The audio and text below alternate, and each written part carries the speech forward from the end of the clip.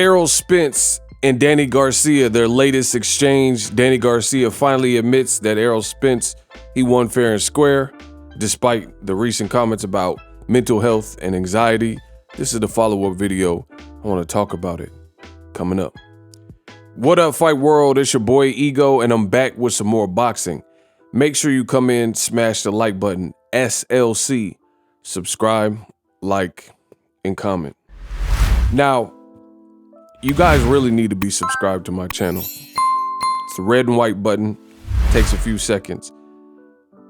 Errol Spence and Danny Garcia, and the reason I'm saying this is because I go over boxing every single day.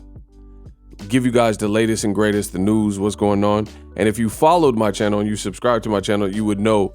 But I'm going to give you guys a backstory. Danny Garcia and Errol Spence, there's been seemingly a type of exchange recently where Danny Garcia, he basically came out and he's been talking a lot about mental health and saying that he wasn't well and he had a lot of stressors and, you know, these types of things headed into the Errol Spence fight. And I believe thereafter. So rightfully so, in my opinion, the way Danny Garcia kind of expressed it, it made it sound like excuses, right? Made it sound like excuses as to why he lost to Errol Spence Jr., you know? And Errol Spence, he came out and said his piece and followed up and basically said that things happen. And at the end of the day, let me get to some of his tweets. Let me see if I can find it. Right here, Danny and his pops. So Danny Garcia and his pops need to stop making excuses of why they lost to me. Nobody trying to hear that ish, S-H-I-T, for real, LOL. And I made a video about this. If you guys subscribe, you would know that. And he says, I don't care about none of that ish. So I don't know specifically if this tweet is about it, but it could be. It says, what do you care about exactly? He says, my parents and kids. Right? And he says, people trying to figure out how they're going to pay the mortgage or rent every month, etc. Like I said, I don't give a AF. I don't give a about none of that. And I don't care who think what about what I care about.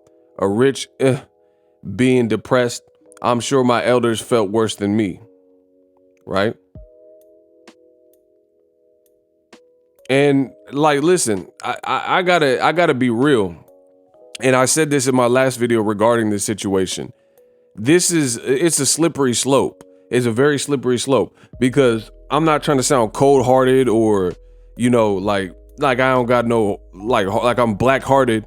But at the end of the day, mental health is a slippery slope because you're in a sport, in boxing particularly. This is not a team sport. So like if you play for the Lakers or whatnot, the team lost, everybody lost. But in boxing, it's like mano y mano, man and man, woman and woman. You lost. So it's a whole different type of pressure, and I get that.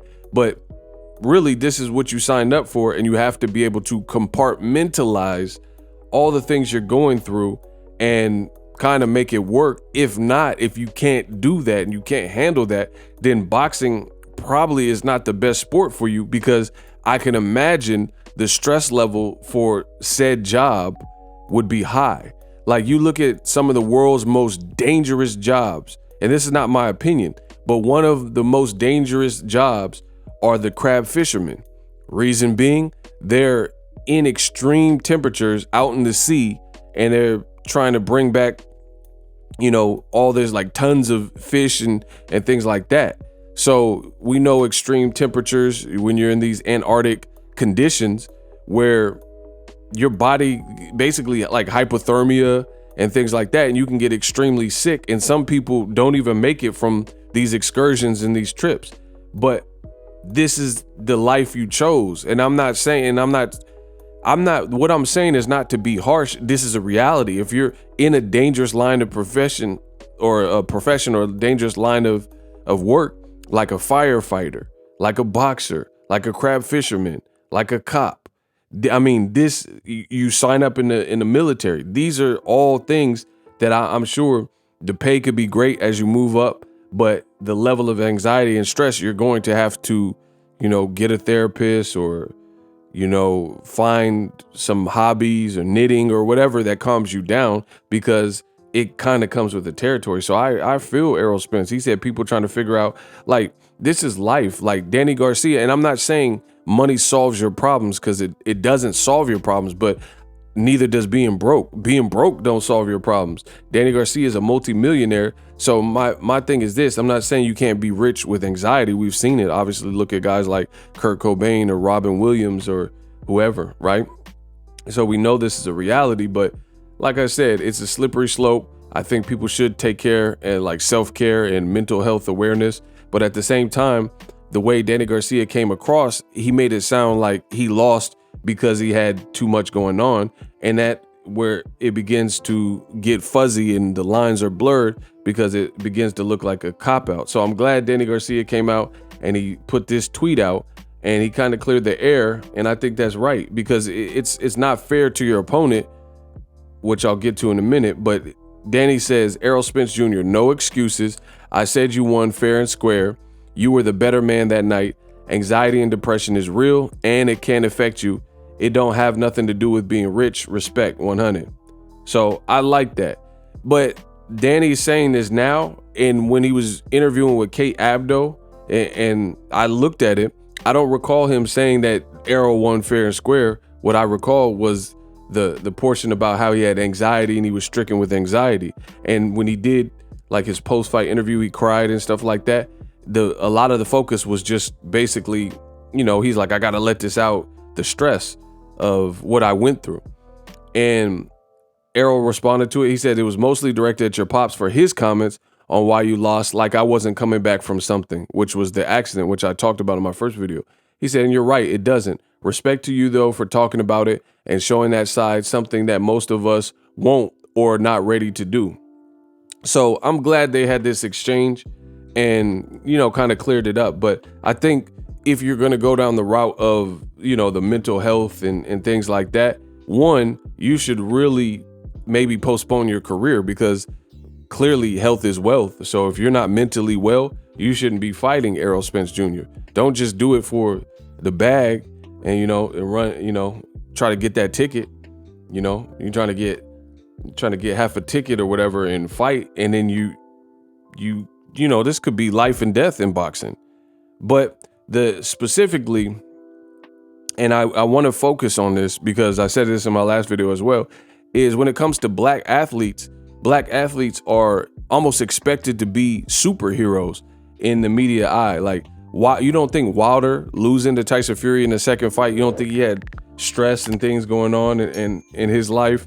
Errol Spence being in the car wreck, but it seems like it's not welcome or even accepted for a black fighter to use mental health. And like, look at it. You look at all the people recently in boxing who have talked about mental health. It's Ryan Garcia, Danny Garcia, and Tyson Fury. So you don't think Mike Tyson at the height of it all had stress when Robin Givens, he felt, you know, betrayed him or took his money and he was getting embarrassed on Barbara Walters? You don't think Errol Spence after the car accident?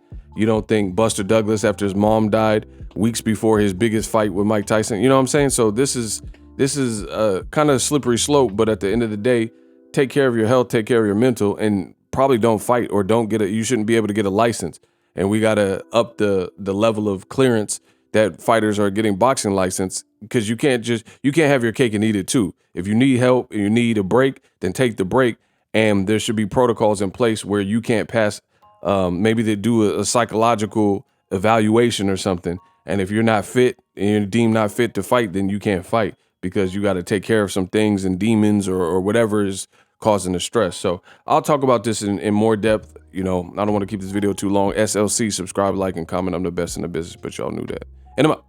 Introducing Super Thanks right here on the official Boxing Ego YouTube. Super Thanks allows you, the viewers, to show a little bit of extra gratitude, which enables me as a full-time content creator to push out the content you need in the world of boxing. Underneath all the videos, you will see a heart with the $sign in it. You can enter any amount that you find suitable as a super thanks. A brand new, interactive, and colorful way to get your comments highlighted and noticed by not only myself, but other people on the YouTube platform. Super thanks, a unique and cool way to show and applaud us full-time content creators. Hopefully you guys enjoy the content. Super thanks.